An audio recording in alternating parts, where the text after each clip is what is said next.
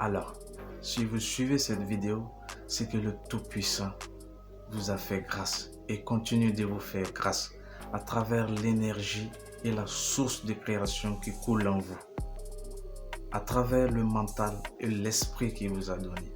Alors, maîtriser tous ces dons vous permettrait d'avoir des opportunités et des clés en main pour ouvrir d'autant plus de portes. D'accord, donc parlons de l'entrepreneuriat. La première qualité selon nous, nous pensons d'abord qu'il faut se définir. Se définir, nous entendons effectivement par là, c'est une inspiration, avoir une inspiration aussi propre, une inspiration tellement propre, tout comme vous le savez, une inspiration c'est le départ et c'est la base de toute chose, d'accord? Alors, de ce fait, pour avoir cette inspiration, c'est comme nous le disons, se définir. Il faudrait sincèrement se positionner, se développer des qualités et des points d'honneur que vous mettez en tête et en esprit, de les respecter coûte que coûte, vaille que vaille. Donc, je peux donner par là comme exemple la véracité de vos propos, la véracité de vos engagements et aussi quelques valeurs. Ensuite, nous avons le goût. Alors là, beaucoup vont penser à autre chose. Donc là, c'est le goût d'entreprendre. Le goût d'entreprendre. Voilà, comme certains le diraient, nos chers Ivoiriens, ils le disent, c'est le goût de ça. Le goût de ça. Vous voyez un peu ce que ça veut dire? Donc, le goût d'entreprendre. Donc, imaginez, d'autres même se posent la question souvent, bon, vous voyez quelqu'un qui fait sa chose, qui n'évolue pas. Il n'évolue pas, il est tout le temps dedans, il est tout le temps dedans. Et dès qu'il n'a pas peut-être vos idées, vos aides, c'est difficile pour cette personne de s'évoluer, vous voyez. Donc, d'une autre manière, on peut dire le goût de ça, comme les Ivoiriens le disent, empêche cette personne d'avoir une ouverture d'activité, peut-être une ouverture des idées, une ouverture d'innovation, d'engagement à quelque part. Donc, du coup, vous voyez que le goût attire cette personne. La personne a le goût de la chose qu'il fait, d'accord? Donc, nous disons que, d'accord, donc, par là, nous sollicitons à nos jeunes frères, tous ceux qui veulent s'engager sincèrement en entrepreneuriat, c'est d'avoir en second plan le goût. D'accord, donc le goût est très très important, le goût d'entreprendre. Nous pourrons dire qu'il faut développer l'amour même de l'activité que vous faites. Il faudrait que vous soyez tellement amoureux, de notre point de vue, on pourrait dire attaché de l'activité que vous faites. Mettez-vous dans la tête que non, tout ce que vous voulez, cette activité que vous faites là, l'activité que vous menez là, vous pouvez vous donner les moyens et voies nécessaires de réussir là-dedans. Les moyens et voies nécessaires de vous faire un profit dans votre activité. Le second point de cette qualité, c'est d'avoir de l'assurance. L'assurance est aussi un élément clé de cette qualité-là.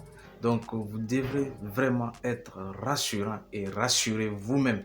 D'accord? Donc, quand vous vous rassurez vous-même et vous êtes rassurant au regard des gens, quand vous êtes rassurant au regard des gens, donc vous arriverez peut-être à gravir quelques échelons. Troisième point de cette qualité, c'est l'envie folle de réussir. L'envie folle de réussir. Attention par là, on dit l'envie folle de réussir, c'est de ne jamais passer par la facilité, de ne jamais vouloir que d'autres le font facilement pour vous.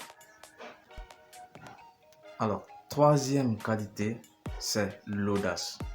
Donc, voyez-vous, tout ce que l'être humain a pu imaginer dans son esprit et dans son mental comme avant-projet de ses aspirations se sont réalisés grâce à son audace. Jeune entrepreneur, futur et aspirant à devenir entrepreneur, donc nous disons par là que l'audace, c'est la capacité à se dépasser. L'audace, c'est la capacité à se relever même quand on tombe. L'audace, c'est la capacité de prendre des risques mesurés pour vous-même. Et l'audace, c'est la capacité de mesurer tout ce qui est bien pour soi. C'est la capacité à se dépasser d'assistance financière et facile. Permettez-moi de durer beaucoup sur ce point parce que je vois que c'est le problème majeur de cette jeunesse-là. Et beaucoup de gens ont ce blocage mental dans leur tête en disant bon, on attend l'État, On attend un financement, j'ai pas un fonds de roulement, j'ai pas ci, j'ai pas ça, alors donc mon projet est en stand-by. Non. Mais qu'est-ce que toi, tu as apporté comme financement propre et réel à ton propre projet? Sachez bien que si vous-même, vous n'avez pas pu faire un bon financement à votre projet, vous n'avez pas pu faire un apport réel et concret à votre projet, qui le ferait pour vous? D'autant que la vie d'aujourd'hui, bon, vous voyez bien que l'assistance a disparu. Ça a disparu, n'est-ce pas? Donc, vous voulez évoluer, cessez les facilités. C'est concernant le financement. Beaucoup m'ont appelé, beaucoup m'ont écrit, beaucoup m'ont demandé, oui, monsieur W, vous dites non, bon voilà, pour le financement, non, il faut compter sur soi-même. Si. Non, bon voilà, il faut voir. La personne qui se met en tête de construire une maison, qu'est-ce qu'elle a d'abord comme qualité? Cette personne imagine d'abord sa maison dans sa tête, dans son mental. Ensuite, elle va voir les techniciens du domaine, le génie civil, et il va voir les ingénieurs qui vont matérialiser son idée suite à ses aspirations sur un papier, ce qu'on appelle plan, et qui vont quantifier et qualifier tout son projet. Dès que cela est fait, le maître d'ouvrage, c'est-à-dire le propriétaire de la future maison, a déjà un devis arrêté et stable dans sa tête. Il sait déjà que c'est telle somme qui peut construire la maison que j'ai imaginée en tête et en pleine activité. Des terrains qui se construisent toujours à perte de vue. Est-ce que ces maîtres d'ouvrage, ces propriétaires de maison, ces propriétaires de R+, comme on le dit, est-ce qu'ils ont crié sur tous les toits? Non, bon voilà. Ils n'ont jamais crié à la banque ni sur tous les toits. Ah, je veux construire un tel bâtiment, je veux construire un tel immeuble, je veux construire ça, je veux construire un duplex, je veux construire un célibatarium, comme on le dit. Est-ce qu'ils ont crié sur tous les toits? Bon voilà, il me manque les moyens financiers nécessaires, personne ne m'a accompagné, l'État ne m'accompagne pas, voici ceci, voici cela. Non, non, arrêtons. Il faudrait que la jeunesse d'aujourd'hui sache qu'une fois que quelqu'un met 5 francs dans ton projet pour le financer, sache que le projet même ne t'appartient plus à 100%. Il a en fait acheté ton projet. Il a acheté ton entreprise. Donc, arrêtons. Ne vendons pas ne vendons pas nos esprits. Vendons pas nos rêves, nos projets, nos idées qu'on a mis tant de notre cœur, de notre âme, de notre esprit, de notre mental pour articuler ces projets-là. Et même si ce n'est qu'en phase d'avant-projet détaillé, ne le faisons jamais. Parce que cela reviendrait à perpétuer la perpétuelle tradition des complexes d'infériorité qu'on a étiqueté dans l'esprit de l'Africain depuis la nuit des temps. Non, non, cette jeunesse-là, on vous sent capable d'évoluer, on vous sent capable de bouger, on vous sent capable même de changer les lignes. Alors, montrez-vous que vous êtes. Alors, montrez-vous que vous êtes capable. Alors, donc par là, l'intégrité, c'est la conviction et la détermination absolue de ne jamais trahir ses idées personnelles qu'on a développées. La qualité suivante, c'est l'anticipation.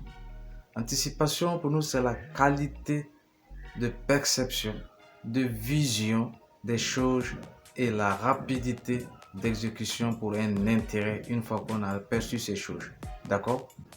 Alors, donc, prenons exemple, lorsque vous voulez ouvrir une chaîne de restaurant, une boutique en ligne, une boutique, même votre entreprise, comme on le dit par là, c'est notre sujet, n'est-ce pas? D'accord. Qu'est-ce que vous faites en premier? Vous allez essayer d'avoir et emmagasiner le maximum d'informations possibles sur les entreprises ou sur les boutiques et les restaurants déjà existants, n'est-ce pas? D'accord. Donc, vous allez énumérer, vous allez même trouver les points forts, même les points faibles de tous ces restaurants, et toutes ces boutiques qui existent déjà. D'accord? Donc, de ce fait, prenons l'exemple d'une dame qui est assise, une bonne dame qui est assise devant sa porte, qui vend des frites, des alocos, du poisson, du attiqué et de tout ce que vous voulez voir. Et déjà, vous avez en tête, vous imaginez de créer une chaîne de restaurants, peut-être. Donc, votre génie d'anticipation et observer la bonne dame, elle va fouiller son poisson, elle va fouiller son alocos, Elle va vendre son ticket au bord de la rue, au bord de sa ruelle, devant sa porte. Elle va le vendre aux passants et elle va le vendre à la petite voisinage. D'accord? Et vous, Dieu merci que avec l'innovation qu'il y a, aujourd'hui de nos jours, vous pouvez d'abord cibler et rechercher vos clientèles. Et vous voulez faire la même chose, non? Vous ciblez d'abord vos clientèles. Vous allez vous démarquer de cette bonne dame en cherchant d'abord la clientèle, d'accord? Vous allez vous démarquer positivement devant vos clientèles de cette bonne dame. Vous allez peut-être, par exemple, leur proposer de vendre votre poisson, votre aloko, votre attiqué dans des kits et accompagné avec des bidons d'eau la fille, des sachets d'eau et même des bidons de jus tels que le bissap, le yamoukouti à un prix forfaitaire et vous assurez la livraison. Maintenant, vous avez les groupes sur les réseaux sociaux. Hein, vous avez les groupes sur les réseaux sociaux, vous faites votre promotion sur les réseaux sociaux. Donc, vous êtes chez vous et vous faites tout cela avant de vous lancer. Vous allez voir que vous avez anticipé sur cette bonne dame. C'est ça on appelle à peu près l'esprit d'anticipation. Alors, la dernière qualité qui est la pièce maîtresse qui s'articule à toutes ces qualités que je viens de vous citer, c'est la maîtrise et la conquête de son marché. Alors, le premier petit point de cette dernière qualité, c'est de s'informer. Vous informer auprès de vos dévanciers qui existent déjà, quel qu'en soit le domaine d'activité dans lequel vous voulez vraiment agir, vous voulez entreprendre, informez-vous auprès de vos dévanciers. Donc, vous pouvez de ce fait aller. Il y en a qui peuvent même faire des demandes de stage, être dans des endroits pour faire des stages, dans des boîtes pour faire des stages. D'accord? D'accord. Le travail qui suit, c'est de s'asseoir et prendre une feuille. Vous divisez cette feuille, vous énumérez toutes vos forces endogènes, exogènes, à gauche. À la partie droite, vous énumérez tous les problèmes et problématiques intrants à la réalisation de votre projet. Vous réouvrez une autre page ou peut-être une autre feuille, vous énumérez tous les problèmes et vous donnez trois solutions. Vous donnez 3 solutions sur chaque problématique. Enfin, vous articulez toutes les solutions l'une dans l'autre, pour planifier et organiser la méthodologie complète de votre conquête de marché.